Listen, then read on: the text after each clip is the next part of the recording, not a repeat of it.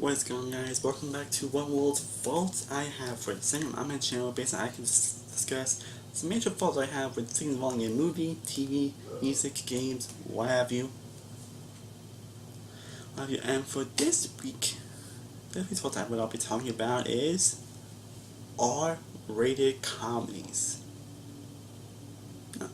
Now R-rated comedies, there were some R-rated comedies that were great, like Pop Star, The Nice Guys, the Ted movies, the Junkie movies, Deadpool, Forgetting Sarah Marshall. There's some R-rated comedies that could be pretty lace. But it seems like lately, we're getting mostly bad R-rated comedies than good R-rated comedies. And I noticed that a lot recently. I mean, 3 of the zeros I've given this year are R-rated comedies. Yeah, 3 of the 10 zeros I've given are R-rated comedies. And a few, I'm skipping that they gave like around D-. They were like made D- grades, so yeah. And I noticed some trends and tropes that I've seen in R-rated comedies that I feel needs to be talked about. So that's what I'll be discussing today. It's just the major faults I have with R-rated comedies. About this is just my personal opinion. My opinion on how I feel on comedies. If you actually like these comedies, more power to you. But again, this is my personal opinion. So, that being said, let's get into the list. Let's get into my 5 biggest faults I have with R-rated comedies. Fault number 1 is that they are too unrealistic. I know what you're thinking. Comedies aren't supposed to be unrealistic. Well, that's true, I will look at that. But there's just so much you can do with like, oh really, there's no way that would end up happening in real life. Yeah, I know comedies aren't supposed to be the most realistic, but there's so much you can do. Like, a lot of comedies I'm gonna give pretty examples throughout this faults. Well, it's like Fist Fight, which is my worst comedy year. The talent show scene, there's no way that a girl can rap that hard and get away with it. And there's no way. I mean, people at school pretty much act like how they are in that movie. And there's no way teachers be like, hey, just do what you want. And so be like, whatever, yeah, I meant that, yeah. Like, there's no way that would actually happen in real life.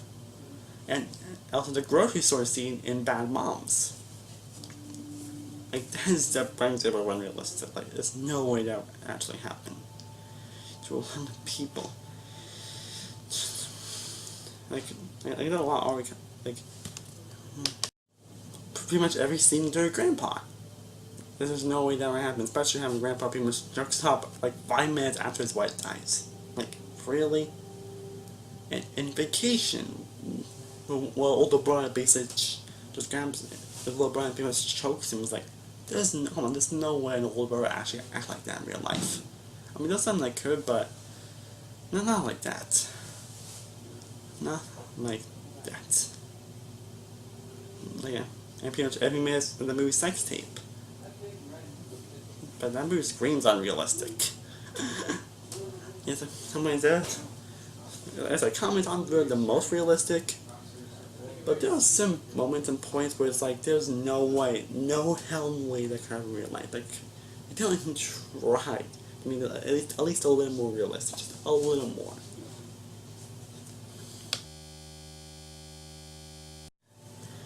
Fault number 2, the unlikable characters. Like, really. Like pretty much almost all the characters that all these recent comedies are pretty much unlikable, hated, terrible people, and just plain out unredeemable. And the worst thing is, these comedies actually try to make you care about them. No matter how much they try to give them like a backstory or give them something emotional, but just after all that, you don't like, but there's something like, there's no way they could be acting like that because of that. Seriously. Just seriously. Like, for example, Robert De Niro's character in Joey Grandpa. Yeah, but like, his wife just died. And he's about to feel bad for him. But then when he jerks off, And it turns off like in 5 minutes after he dies, like literally 5 minutes after he dies, he masturbates. And he's meant to feel for him that his wife died. Yeah, he just be like, why should I care about him? Just, why should I care about him? Seriously. And it's also Wilbur Wilson's character in How to Be Single, which you guys know I freaking hate that film. And when they try and make you care about her character, yeah, you just can't, because she beats her ass like a bitch, and she claims to be a friend, claims to be helping Dakota Johnson's character, but really she's not making it worse than all that, so, yeah. Yeah. And also, Ice Cube's character from Fist Fight. They don't actually try and make you care about him, but also one unreal thing I have to mention is the scene where he basically grabs an axe and tries to kill his student.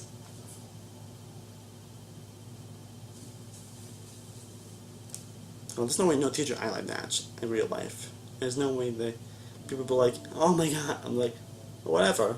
But that's not even good to mention, but ain't back to the unlikableness. But yeah, a majority of characters in R-rated comedies are just plain unlikable. Unlikable. Like the grandpa character and Joey Grandpa. Like the two parents characters in the house, which I just recently watched, may have reviewed that very soon. Very soon, the police Dax Shepard's character Chips, Ice Cube's character, Jillian Bell's character from Fist Fight and Rough Night, Amy Schumer's character from Snatched, and Rebel Wilson from How to Be Single. Same thing with all the kids from Masterminds, Melissa McCarthy from Tammy. And the film has the audacity to try to make you care about them. In reality, you never cared about them to begin with. You never feel for them. Even when they try to give like a sad reason, you don't buy it. You don't buy it because the reason they give for why this character is unlikable is just downright just stupid. Like I can't mention a few of them, but you know what I'm saying. Like they should, like I'm not saying FKs should be just like happy and likable. You can't make kids unlikable, but you can still care about them. Like you actually can care and truly do care about them. And they end up learning from mistakes and all that stuff. Like Amber's character from Pop Star, the Channing Tatum's character from 21 Jump Street films. You can Zac Efron's character from the Neighbors films. Those characters that were unlikable to a point, but you end up caring about them. They're basically so somewhat unlikable, but you end up liking them. So your kids can't be unlikable, but they at least but some comedies and often in general, they try to give you a reason for you to actually care about them and why you get their reason. I mean, the best kids are the kids that are unlikable, but you still care about them. Yeah, these films kind of do try, but most comedies do try, but they don't really. They really don't. They don't. I'd say at least give them a little more likability. Maybe at least a little more likability, or you can't make them play unlikable, but at least give them a better reason why they are who they are, why they act like this. Please, at least give them something. Or at least give them something that doesn't make them want to punch them every time they speak or every time they do something stupid, idiotic, or terrible. That's how I find most majority of these characters in R-rated comedies. Fault number 3. The story that they tell in these R-rated comedies. Now, I know comedies don't really need to have the best stories or anything. They don't need to tell the best stories ever. They don't need that, but most great comedies at least try to tell a good and interesting story, even though it's been told a lot. They at least try to tell an interesting story. At least about the 10 films. And the plots are kind of cliched at points. I mean, they're kind of cliched, but they at least try to tell an interesting story with those films. They at least try. And probably they also try to tell the interesting story. Or so basically having a mockumentary style type of thing, thing of Justin Bieber type of singer. Most other comedies with a story, they don't even try to be interesting. In fact, the stories are just what? Like Rough Night. Like I haven't reviewed Rough Night, like I don't want to be honest. Because on day Rough Night, it's a terrible film. It's translated one of the worst films I've seen this year so far. It's my fifth worst of the year so far. Like maybe I'll do a full review eventually, but anyway, that film is basically Weekend and Bernie's, but with women. Yeah, it's basically like that. Like that. That's basically it. Snatched. It's kind of like a modern road to that film, and they don't try to be interesting in that story. Fist Fight. It's basically a story that's stretched too thin. Chips, just your typical Chips. It's just your typical cliche cop story. The House is basically maybe it's just as cliche as it goes. Bad Singer 2 is just your typical comedy sequel. Bad Moms. Just sort of just a story that probably could have been a little bit interesting, and that could have been a little interesting at least. But that movie just so unrealistic, and the characters just the boss just lost really. The storytelling of the film is just so obnoxious. And also I know I like a character, Melissa McCarthy's character in that film. They try to make you care about her, but always just act badly to her assistant. And I thought, why should I care about her? And Joey Grandpa plays and I think in my opinion, Joey Grandpa may have the worst story in an R-rated comedy. Because really, it's basically about it's about Zac Efron going on a road trip and him trying to bang some girls. Like you're not even trying to tell an interesting story. Sorry. I mean, that could have been actually been an interesting story, but it just falls. Like, and comedies or comedies in general don't have to tell the best stories ever. But at least tell an interesting, engaging story. That's the one main thing you need to do in a film in general, is tell an interesting and engaging story that keeps you interested. So, or at least keeps you invested, like, and all that. Well, I think that's 10 films, so this movie's actually shit. I still care about the story. So and native films, those are the kind of cliche as well. I still care about the story as well. And my point is, most story comedies, they don't really try to tell an interesting story. So they just want to tell a story for the sake of having a story. They don't try to tell something interesting with it. Like these films don't even most part half the story. Like with Chips. Chips don't. In my opinion, Chips doesn't really have like a big story, to be honest. It really doesn't. I think I'll at least try with their story. Like, it doesn't be the best story ever. They could try at least tell something interesting. It doesn't be original, and then at least something interesting.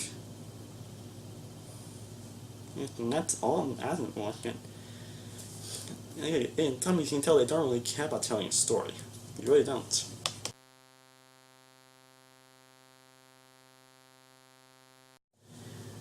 Falling to number 4, the crude humor.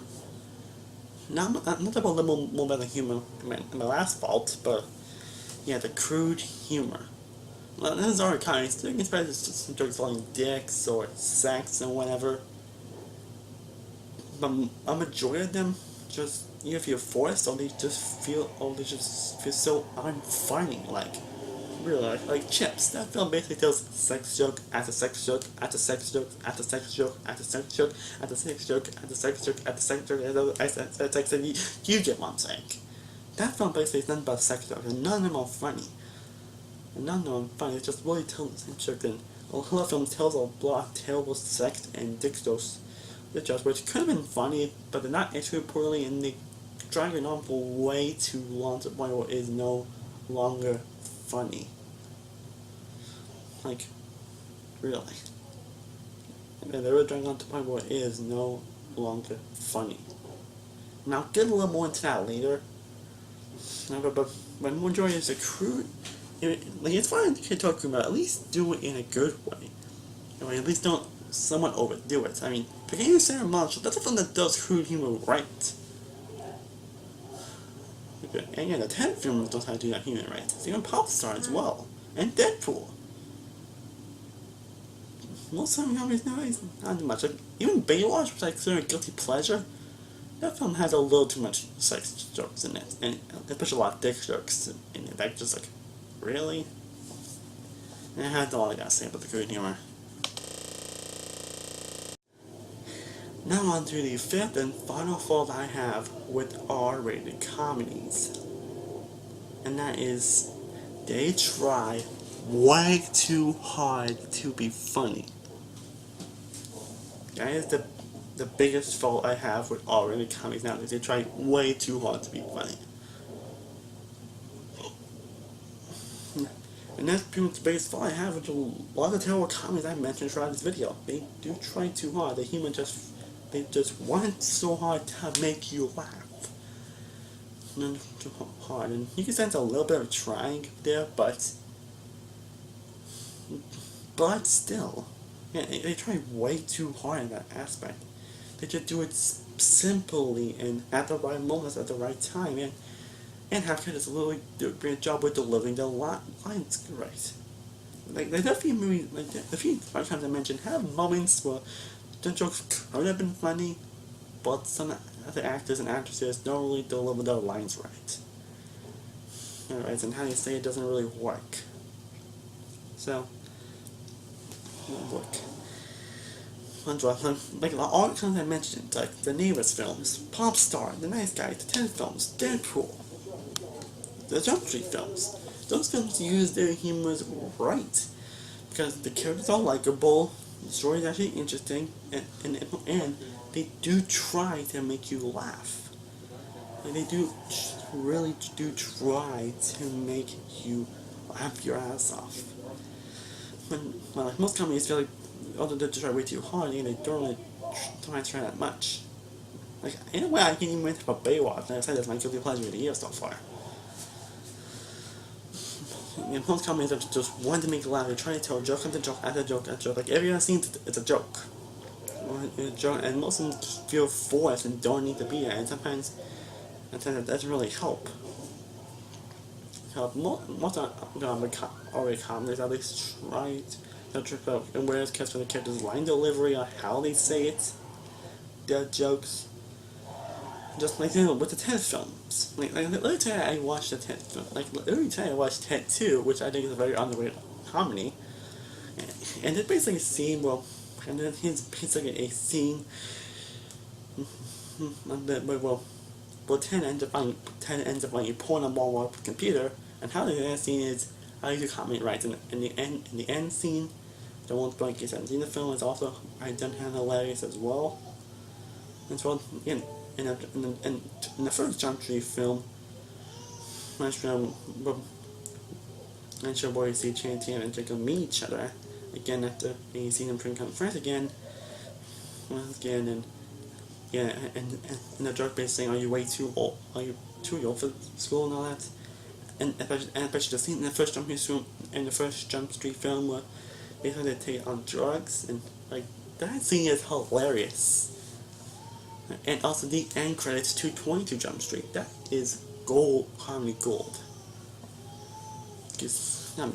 Like how, like when you do try to be fun, when you want to make your audience laugh, try to use the jokes right at the right moments, and use the right humor and the right jokes to it.